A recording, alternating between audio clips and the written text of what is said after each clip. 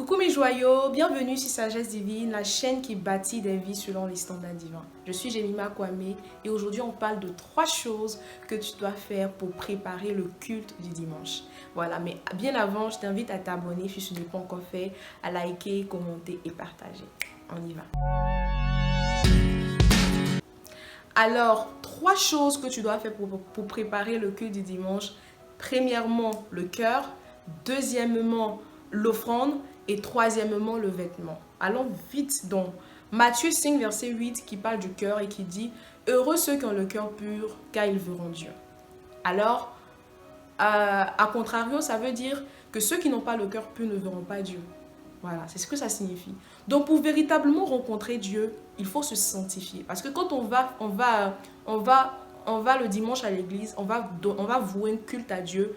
En fait, il faut se sanctifier, il faut se préparer, il faut préparer son cœur à rencontrer réellement le Seigneur. Vous voyez. Et je me rappelle des enfants d'Israël dans Exode 19, lorsque Dieu devait se révéler au peuple d'Israël, il dit à Moïse, va et sanctifie le peuple. Parce que pour voir Dieu, il faut se sanctifier au risque de mourir. Je me rappelle de l'image des sacrificateurs lorsque les sacrificateurs entraient une fois par an dans le lieu très saint. Voilà. Ces sacrificateurs-là pouvaient mourir. Voilà, s'ils se reprochaient quelque chose, s'ils avaient péché, leur péché pouvait les tuer parce que en entrant dans la présence de Dieu, s'ils ne s'étaient pas sanctifiés, ils risquaient de mourir. Parce que en fait, la sainteté de Dieu est trop pure. Elle est trop pure. Je me rappelle d'Ésaïe, dans Ésaïe 6, Ésaïe reçoit une vision, a une vision de Dieu et il voit Dieu, en fait, il voit la robe de Dieu, le pan de la robe de Dieu remplit le temple. Et il voit, en fait, Dieu assis sur son trône très élevé. Il voit les séraphins adorer Dieu. Mais ce qui m'intrigue, c'est que les séraphins ne se mettent pas à dire « Dieu, tu es grand, Dieu, tu es puissant ». Ils disent « Saint, Saint, Saint ». Ça veut dire au-delà de tout ce que Dieu a, au-delà de tout ce que Dieu est d'abord, Dieu est saint. Dieu est saint. Dieu est saint. Et lorsque Isaïe voit ça, Isaïe ne se met pas aussi à adorer. Isaïe dit « Malheur à moi. Malheur à moi car mes lèvres sont impures et je viens d'un peuple impur. » En fait, Isaïe a reconnu sa misère. Il a reconnu il avait la nature pécheresse. Isaïe a reconnu qu'il était un pécheur devant Dieu.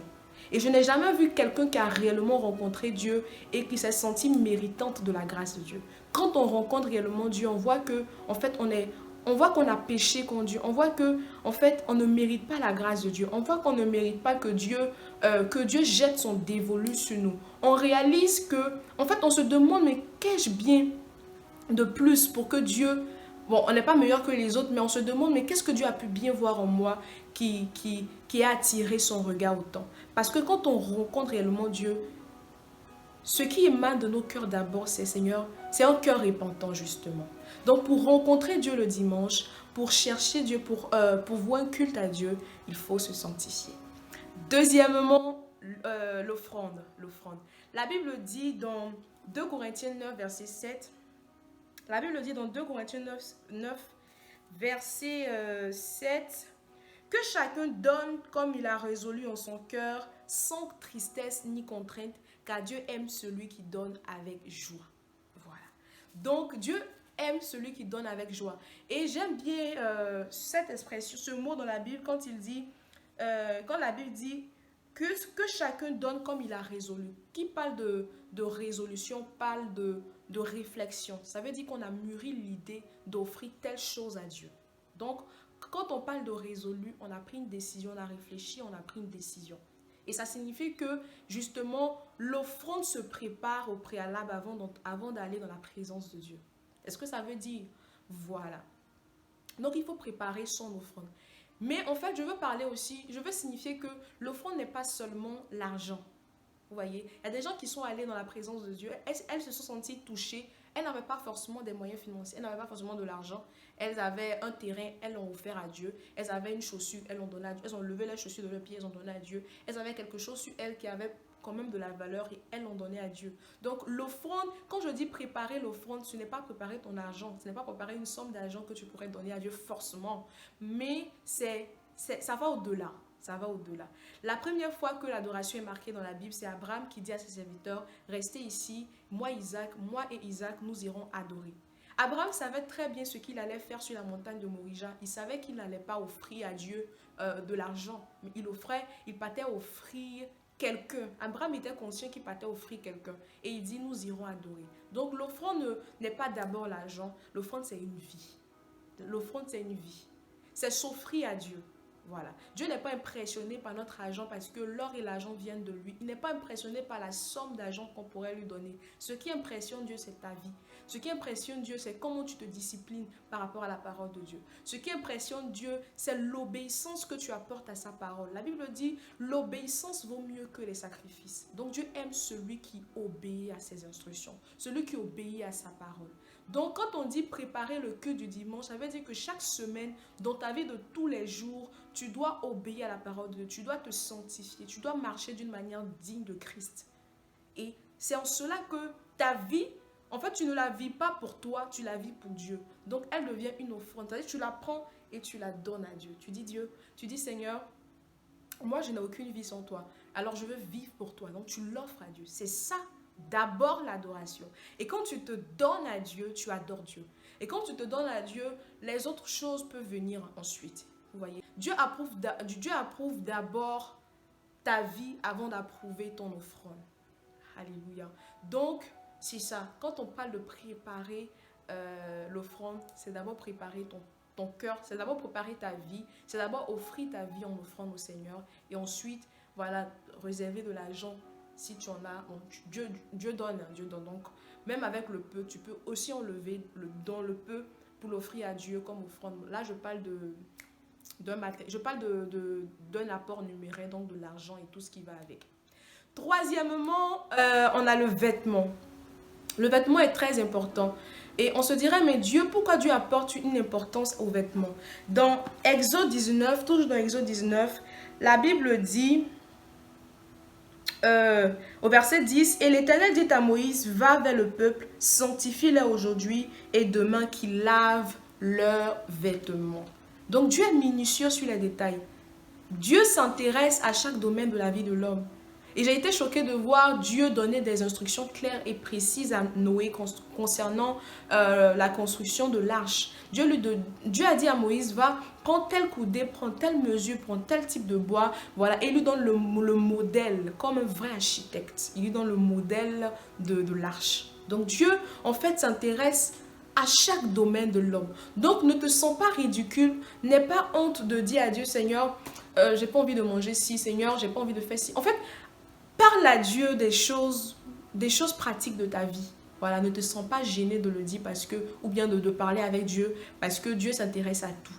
Et même quand on devait construire l'arche, quand on devait construire le tabernacle, Dieu a donné des instructions claires encore à Moïse. Vous voyez comment il est précis, il est minutieux sur les détails. Voilà, il lui dit, prends tel coudé, prends telle mesure, prends telle matière, prends tel type de bois et tout. Il va même décrire la matière avec laquelle devraient être confectionnés les dessous des sacrificateurs. Donc, Dieu est minutieux sur les détails. Et Dieu dit, tu dois préparer aussi tes vêtements pour aller le rencontrer.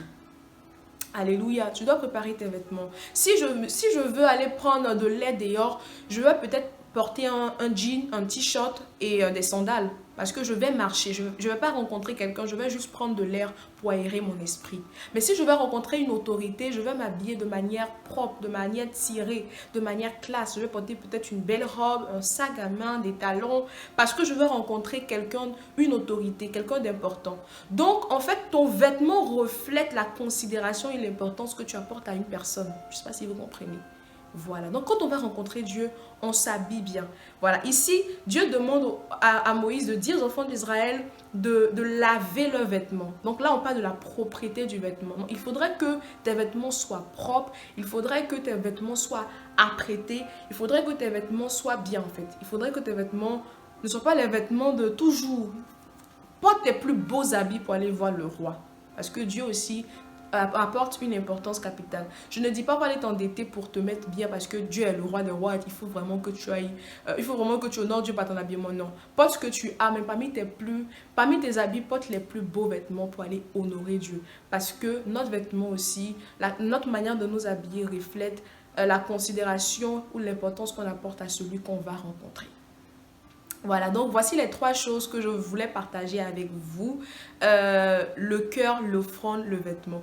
Et une petite chose à signifier, c'est que très souvent, c'est les dimanches matin, on se dit, mais qu'est-ce que je dois porter aujourd'hui? Non! Les vêtements se préparent la veille. Même moi-même qui vous parle.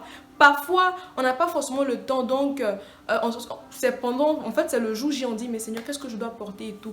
Mais quand moi, je vois que j'ai pas le temps de chercher des habits, même quand je vais me coucher, le samedi, voilà, la veille, je réfléchis à ce que je vais porter. Je dis, mais qu'est-ce que j'ai dans mon placard et tout. Et j'essaie de voir un peu mon habillement du dimanche. C'est très important de préparer ces 3 aspects-là pour réussir son culte.